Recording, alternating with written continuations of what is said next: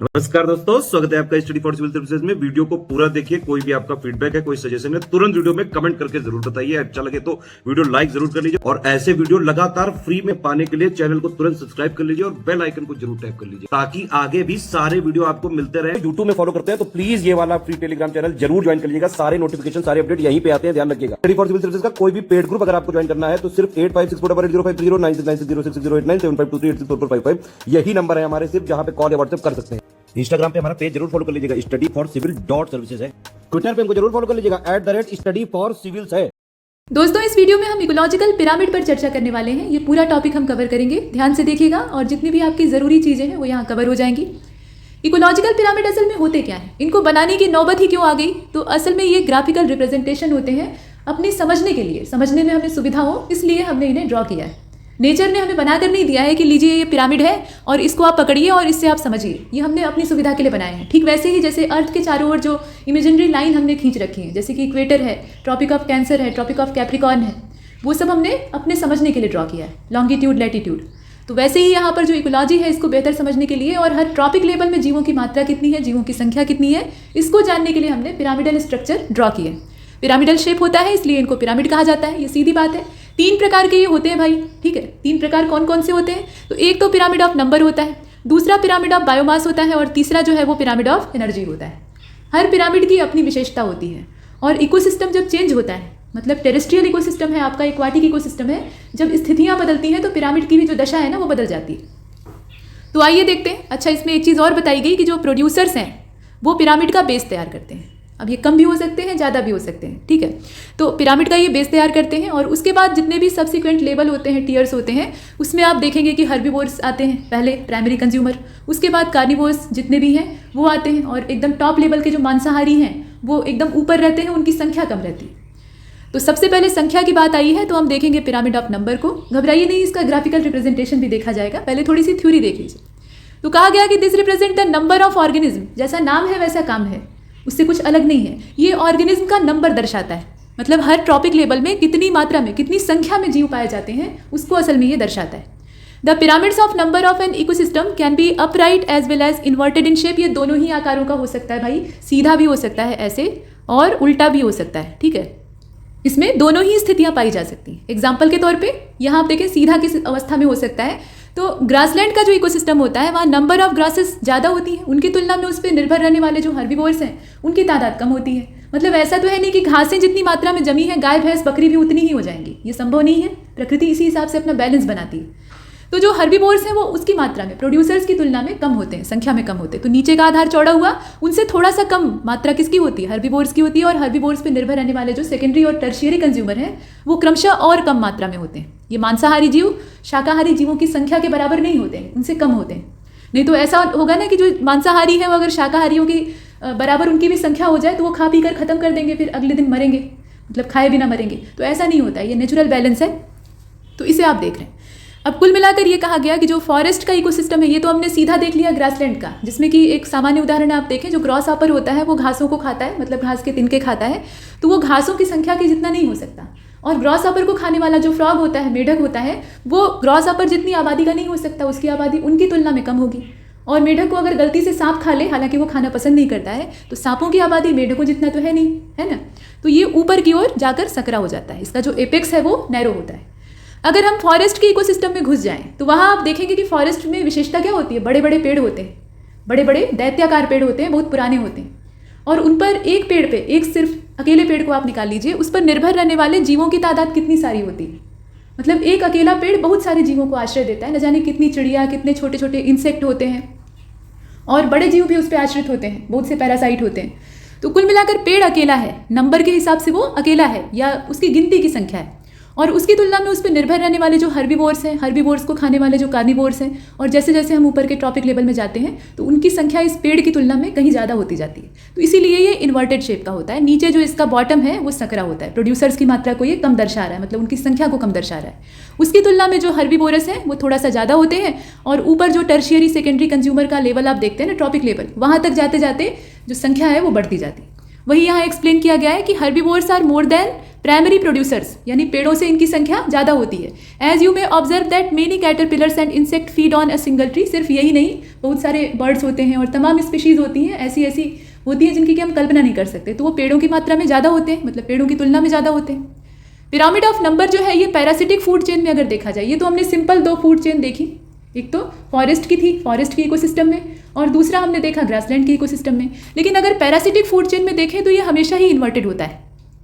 ठीक है, जो पैरासाइट्स हैं वो जिस चीज़ का सेवन करते हैं, जिस चीज़ को खाकर अपना पेट भरते हैं, परजीवी का मतलब यही होता है कि दूसरे पर आश्रित होकर उसका नुकसान करके अपना पोषण प्राप्त करना। हम मनुष्य भी तो परजीवी ही हैं, तो परजीवियों की तादाद हमेशा ही ज़्यादा होती है। अब जो चर्चा हमने की थी उसी को यहाँ थोड़ा चित्र के माध्यम से देख लीजिए। क्योंकि इकोलॉजी या फिर आप कह लीजिए कि पूरा इन्वायरमेंट ही एक विज्ञान है, विज्ञान की ही ब्रांच है, तो इसलिए यहाँ पर चित्र के माध्यम से समझना आवश्यक हो जाता है। तो आप देख रहे हैं कि ये रहा आपका पिरामिड ऑफ नंबर, जो कि ग्रासलैंड इकोसिस्टम को दर्शा रहा है। तो ग्रासलैंड के इकोसिस्टम में हमने देखा कि हरी घासें जो है उनकी संख्या ज़्यादा है, उससे थोड़ा सा कम जो तादाद है वो ग्रॉस ऑपर की है। ग्रॉस ऑपर इनको खा रहा है, फिर ग्रॉस ऑपर को खाने वाले जो मेढक हैं वो और कम मात्रा में है, और इन पर निर्भर रहने वाले जो सांप हैं वो सबसे कम है। तो ऐसे करते करते ऊपर जाते जाते जो संख्या है वो सिकुड़ती जा रही है ना। तो यहाँ आप देखें कि जो प्रोड्यूसर है वो ज़्यादा मात्रा में है, घास फूस, और उन पर निर्भर रहने वाले टिड्डे या जो इस तरह के शाकाहारी जीव हैं, मतलब टिड्डे को एक एग्जाम्पल के तौर पे लिया गया है, ऐसे और भी हो सकते हैं, तो उनकी तादाद ज़्यादा है। और आप कीजिए, प्रोड्यूसर्स की तुलना में इनकी तादाद जो है वो कम है, लेकिन सेकेंडरी कंज्यूमर की तुलना में जो प्राइमरी कंज्यूमर है उनकी तादाद ज़्यादा होती है। और सेकेंडरी कंज्यूमर क्या काम करते हैं, ये सीधे सीधे सनलाइट को यूटिलाइज नहीं कर पाते हैं, तो ये क्या काम करेंगे कि जो प्राइमरी कंज्यूमर है उनको खा लेंगे, और प्राइमरी कंज्यूमर को जब खाएंगे तो इन्हें पोषण प्राप्त होगा। और उसके बाद इनकी जो संख्या है वो टर्शियरी कंज्यूमर की तुलना में ज़्यादा होती है। तो टर्शियरी कंज्यूमर इनमें से कुछ जीवों को खाकर अपना पेट भर लेते हैं, और बाकी जो बचते हैं वो अपना जीवन यापन करते हैं। तो देखेंगे आप आगे की डेट्राइटस फूड चेन भी इसी में ऐड हो जाएगी, क्योंकि सारे जीव जो है वो खाए ही नहीं जाएंगे। इसमें आप किसी चीज़ को खा रहे हैं और आपको कोई दूसरा आकर खा ले रहा है, तो ये खाने खिलाने का क्रम तो चल ही रहा है। लेकिन ऐसा नहीं है कि सारे जीव जो है वो खा ही लिए जाते हैं, कुछ अपनी मौत भी मरते हैं। तो जब मरेंगे तो वहाँ डेट्राइटस फूड चेन वहीं से स्टार्ट हो जाएगी, मतलब अवसाद इकट्ठा होगा, जो मरे जीव हैं उनका अवशेष इकट्ठा होगा, फिर वहाँ पे जो माइक्रो ऑर्गेनिज्म है वो अपना काम करेंगे। तो एक सिंपल दिखने वाली फूड चेन जो है वो अपने साथ बहुत सारी फूड चेन को समानांतर लेकर चलती है। फिलहाल यहाँ हम फूड चेन की चर्चा नहीं कर रहे हैं। तो ये अपराइट पिरामिड आप देख रहे हैं, जिसका कि बेस जो है वो चौड़ा है और एपेक्स जो है वो नैरो है।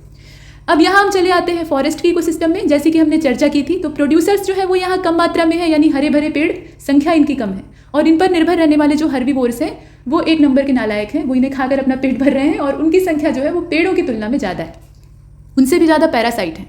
और हाइपर जो पैरासाइट्स हैं उनकी तो पूछने की ही बात नहीं है, उनकी संख्या बेहिसाब है। तो इस तरीके से आप देख रहे हैं कि यहाँ इन्वर्टेड हो जाएगा। कुल मिलाकर नीचे का जो बेस है वो प्रोड्यूसर्स को दर्शा रहा है। प्रोड्यूसर्स की जब संख्या कम होगी तो नीचे का जो आधार है वो पतला हो जाएगा। इसके बाद नंबर आता है पिरामिड ऑफ बायोमास का। नंबर का पिरामिड तो हमने देख लिया, बायोमास का पिरामिड कैसा होता है। तो इसमें स्टैंडिंग क्रॉप का जो कॉन्सेप्ट है उसको देख के कंफ्यूज नहीं होना है। कुल मिलाकर हम देखते हैं ट्रॉपिक लेवल में बायोमास को, ठीक है। This represent the total standing crop biomass at each trophic level. Standing crop biomass का मतलब क्या है, is the amount of the living matter. ध्यान से देखिएगा, amount of the living matter at any given time. इसमें एक समय निर्धारित होता है कि दिए गए समय में जो लिविंग मैटर का अमाउंट है उसको हम कहेंगे स्टैंडिंग क्रॉप बायोमास। और इसमें जो एक्सप्रेशन है इसका कैसा होता है, तो ग्राम पर यूनिट एरिया या फिर kilo calorie per unit area में इसको मीजर करते हैं। ये यूनिट दी हुई है, तो यूनिट से ज़्यादा इंपॉर्टेंट ये है कि आप समझें कि स्टैंडिंग क्रॉप बायोमास का मतलब क्या होता है। अब इसमें ये बता दिया गया, देखिए अपवाद हर जगह होते हैं, तो अपवाद को अगर अलग कर दें तो most of the terrestrial ecosystem the pyramid of biomass is upright. ज़्यादातर जो टेरेस्ट्रियल इकोसिस्टम होता है वहाँ पे ये सीधा ही होता है। सीधे का मतलब जो इसका बेस है वो चौड़ा होगा और एपेक्स जो है वो सकरा होगा। और एक्वाटिक इकोसिस्टम में क्या होता है, जनरल कंडीशन में ये इन्वर्टेड होता है, उल्टा होता है, यानी जो प्रोड्यूसर्स हैं उनकी मात्रा कम होती है और जो उन पर निर्भर रहने वाले कंज्यूमर हैं वो क्रमशः ज़्यादा मात्रा में होते हैं। अब अगर हम एक्वाटिक इकोसिस्टम में पूरे समुद्र को उठा लें तब तो समझने में दिक्कत होगी, क्योंकि वहाँ बहुत तरह के ऑर्गेनिज्म होते हैं और बहुत ही उलझा हुआ कॉन्सेप्ट होता है। इसलिए हम एक छोटे से तालाब को ले लेते हैं। तो तालाब में आप देखते हैं जैसे टेरेस्ट्रियल इकोसिस्टम में ये होता है कि जो प्रोड्यूसर है उनकी भूमिका किसकी होती है, हरे पौधों की होती है। हरे पौधे होते हैं, चाहे वो लंबे लंबे पेड़ हो या घासें हो, वो क्या करते हैं, फोटोसिंथेसिस करते हैं और सोलर रेडिएशन को अपने अंदर एब्जॉर्ब करके अपना खाना पकाते हैं, और खाना बनाने के बाद खुद खा लेते हैं, तो उनका मेटाबॉलिज्म मेंटेन होता है और कुछ अपने अंदर स्टोर करके बायोमास के तौर पे रखते हैं। और जब इन हरे पौधों को सेवन करने वाले हर्बीवोरस इन्हें खाते हैं तो उसका जो अमाउंट है, मतलब उनके अंदर जो स्टोर एनर्जी है उसका सिर्फ 10% जो है वो इनको मिल पाता है। अभी आगे जब हम एनर्जी का पिरामिड देखेंगे तो उसमें हम देखेंगे कि कैसे एनर्जी का फ्लो जो है वो यूनिडायरेक्शनल हो रहा है। तो एनर्जी का जो कुछ अमाउंट है 10% वाले रूल के हिसाब से वो हर्बीवोरस को प्राप्त होता है, और हर्बीवोरस को खाने वाले जो सेकेंडरी और टर्शियरी कंज्यूमर यानी कार्निवोर्स होते हैं उनको ये और कम मात्रा में मिलता है, और ऐसे ही इनका जीवन चलता रहता है। ठीक है, तो यहाँ ये बताया गया कि जो एक्वाटिक इकोसिस्टम है उसमें बायोमास का पिरामिड इन्वर्टेड होता है। क्यों इन्वर्टेड होता है? यहाँ जो फिगर बना है उसे आप ध्यान से देखें, इसमें एक्वाटिक इकोसिस्टम को दर्शाया गया है ना, यहाँ पे दर्शाया गया, ये वाला तो टेरेस्ट्रियल है। यहाँ पे ये बताया गया कि प्रोड्यूसर्स कम है, और प्रोड्यूसर कौन है? फाइटोप्लैंक्टन्स। जैसे टेरेस्ट्रियल इकोसिस्टम में हरे पौधे होते हैं, वैसे ही पानी में ये फाइटोप्लैंक्टन्स जो होते हैं ये फोटोसिंथेसिस करने का काम करते हैं। ये हमेशा ध्यान दीजिए कि सूर्य जो है वो ऊर्जा का स्रोत है हर इकोसिस्टम के लिए, उसके बिना काम नहीं चल सकता है। लेकिन हम लोगों जैसे जो जीव हैं जो कि दूसरों को खाकर अपना पेट भरते हैं, तो ऐसे जीव सीधे सीधे सूर्य की रोशनी में खड़े होकर चार्ज नहीं हो सकते। हम कोई सोलर सेल तो है नहीं, हमें कोई माध्यम चाहिए होता है, और वो माध्यम ये हरे पौधे या फिर पानी वाले इकोसिस्टम में क्या होता है? फाइटोप्लैंक्टन्स होते हैं। ये अपने फोटोसिंथेसिस का प्रोसेस करके और फूड स्टोर करते हैं, अपना मेटाबॉलिज्म चलाते हैं, और हमें भी वो फूड देते हैं, वो एनर्जी देते हैं। तो फाइटोप्लैंक्टन्स को खाने वाले जूप्लैंक्टन्स होते हैं, जो कि फाइटोप्लैंक्टन्स की तुलना में ज़्यादा बायोमास रखते हैं, मतलब इनका जो बायोमास है वो ज़्यादा होता है। और इनसे भी ज़्यादा बायोमास जूप्लैंक्टन्स को खाने वाली जो छोटी छोटी मछलियाँ होती हैं उनका होता है, और छोटी मछलियों को खाने वाली जो बड़ी वाली मछलियाँ या बड़े जीव हैं, बड़े पानी में रहने वाले जीव हैं, उनका बायोमास और ज़्यादा होता है। तो यही कारण है कि जो पिरामिड ऑफ बायोमास है वो पानी में जाकर उल्टा हो जाता है, मतलब इन्वर्टेड शेप का हो जाता है। अपराइट होता है ये टेरेस्ट्रियल इकोसिस्टम में, यानी जब ज़मीन पर हम रहते हैं तो वहाँ पर हम क्या काम करते हैं कि जितना भी वेजिटेशन है सबको बटोर लेते हैं, उसमें हरे भरे पेड़ आ सकते हैं, झाड़ियाँ आ सकती हैं, फूल पत्ती, जितनी भी प्रकार की वनस्पति होती है उसको हम इकट्ठा कर लेते हैं। तो जब कुल मिला लेंगे तब तो वो ज़्यादा हो ही जाएगा। उसकी तुलना में उस पर निर्भर रहने वाले जो प्राइमरी कंज्यूमर हैं उनकी तादाद कम होती है। यहाँ पे कुछ चिड़िया, चूहा, गिलहरी और हिरन जैसे जीवों को आप देख रहे हैं। और उससे भी कम जो बायोमास है वो इन पर निर्भर रहने वाले जो सेकेंडरी कंज्यूमर हैं, जैसे लोमड़ी को आप देख रहे हैं, उल्लू को देख रहे हैं, इन सब का होता है। और उससे भी कम बायोमास होता है जो एकदम से ऊपर वाले हैं, एपेक्स कंज्यूमर कहे जा सकते हैं या प्रीडेटर कहे जा सकते हैं।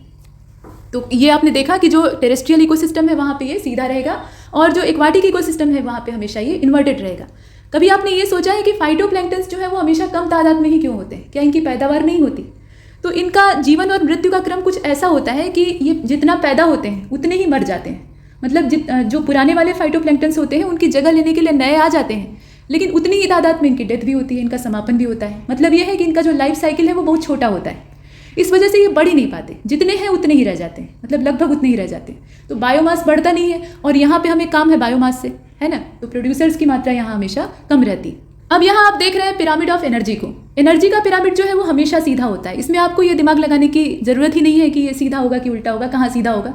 ये तो दिक्कत होती है नंबर वाले पिरामिड में और बायोमास के पिरामिड में। एनर्जी वाला अच्छा है, ये हमेशा सीधा रहता है, क्योंकि एनर्जी का जो फ्लो है वो एक डायरेक्शन में होता है, फिर उसमें रिवर्स होने का कोई चांस नहीं होता।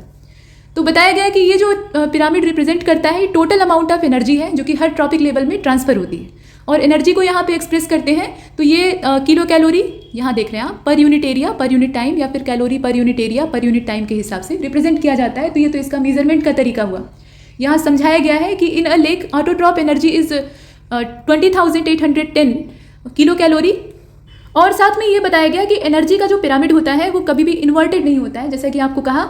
और यहाँ आप समझ लीजिए उस 10% रूल को जो कि दिया हुआ है, इसे थोड़ा सा बड़ा कर लेते हैं। देखिए यहाँ ये दर्शाया जा रहा है, देखिए एनर्जी का पिरामिड है, नीचे जो प्राइमरी प्रोड्यूसर्स हैं वो 100% एनर्जी को अपने अंदर रखे हुए हैं। मतलब हम मान रहे हैं कि वो 100% है। और सच तो ये है कि जब सोलर रेडिएशन अर्थ तक पहुँचता है तो तमाम एटमॉस्फेरिक लेयर हैं उनसे छन कर वो हमारे पास आता है। आपने ओजोन का नाम सुना है जो कि स्ट्रेटोस्फीयर में पाई जाती है।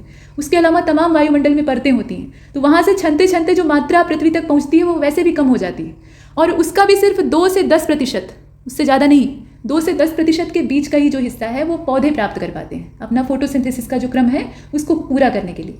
2 से 10 क्यों कहा गया? क्योंकि पौधों की जो साइज़ है वो एक बराबर तो होगी नहीं। एक बरगद का पेड़ है और एक छोटी सी घास है, तो दोनों की आवश्यकताएं अलग अलग हैं। तो उसी हिसाब से 2 से 10% ये अपना एब्जॉर्ब करते हैं सोलर रेडिएशन और उससे अपना भोजन तैयार करते हैं। अब उसको अगर हम 100% मान लें, यानी 2 से 10% को हम मान लें कि वो 100% है, तो उसका केवल 10% उन जीवों को प्राप्त हो पाता है जो कि इन हरे पौधों को खा रहे हैं, यानी शाकाहारी। और शाकाहारियों की जो ऊर्जा है ये 10% यहाँ है ना, इसी 10% को अगर हम 100% मान लें तो इसका 10% निकाल लेते हैं। तो 10 टोटल है, उसका जब 10% आप निकालेंगे तो 1% आएगा। तो 1% जो है वो सेकेंडरी कंज्यूमर को प्राप्त हो रहा है। इसे थोड़ा सा बड़ा कर लीजिए, देखिए यहाँ पे नंबर दिए हुए हैं ना, ये देखना आवश्यक है। और सेकेंडरी कंज्यूमर को खाने वाले जो थर्ड लेवल के कंज्यूमर हैं और उसके बाद एपेक्स प्रीडेटर्स हैं, उनको क्रमशः और कम एनर्जी मिल रही है। मतलब वो 10% रूल के हिसाब से हर लेवल में एनर्जी कम होती जा रही है। तो अब ये सोचने वाली बात है कि ये एनर्जी कहाँ जा रही है, क्योंकि एनर्जी कंजर्वेशन का नियम तो ये कहता है कि ऊर्जा को न तो उत्पन्न किया जा सकता है, न ही नष्ट किया जा सकता है, लेकिन एक रूप से दूसरे रूप में ट्रांसफर तो कर ही सकते हैं। तो यहाँ ये जो केमिकल एनर्जी है वो असल में हीट के रूप में बर्बाद हो रही है ना। हीट के रूप में वो रिलीज हो जा रही है हर ट्रॉपिक लेवल से, और वो लौट के नहीं आ रही है, वो स्पेस में विलीन हो जा रही है, या जो हमारा एटमॉस्फेयर है वहाँ विलीन हो जा रही है, लेकिन वो वापस उस फूड चेन में आकर जुड़ नहीं रही। तो इसलिए एनर्जी की जो रिक्वायरमेंट है वो हमेशा बनी रहती है, मतलब ऊर्जा की खपत हमेशा ही बनी रहती है, क्योंकि इसके अंदर फिर कोई रिवर्सिबल प्रोसेस नहीं होता है। अब इसमें हर लेवल पे कुछ न कुछ मात्रा में जो जीवधारी हैं वो अपने अंदर ऊर्जा को स्टोर करके रखते हैं।